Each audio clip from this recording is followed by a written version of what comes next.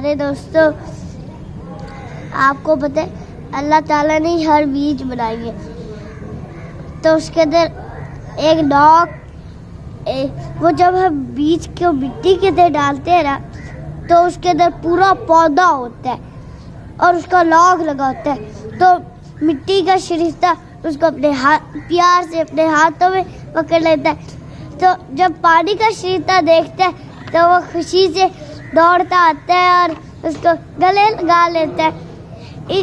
फिर उसका हंस के लॉग खुल जाता है और आहिस्ता आहिस्ता से पौधा ऊपर निकलने लग जाता है। दोस्तों, तो हमारे दिलों के लॉग भी ऐसे ही खुलते हैं। जब हम गले लगते हैं ना, तब हमारे दिल के लॉग खुल जाते हैं और हम खुशी से हंसते हैं।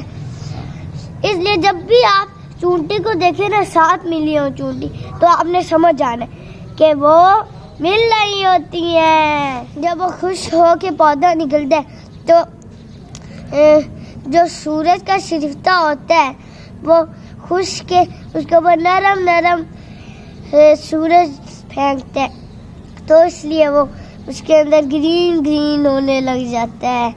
इसलिए ये सारा कुछ सूरज का ही होता है, जो ऊपर ग्रीन ग्रीन आप मिट्टी देखते हैं। तो हमारी वीडियो को लाइक जरूर करिएगा और घंटियाँ बजाना मत भूलिएगा। बाय।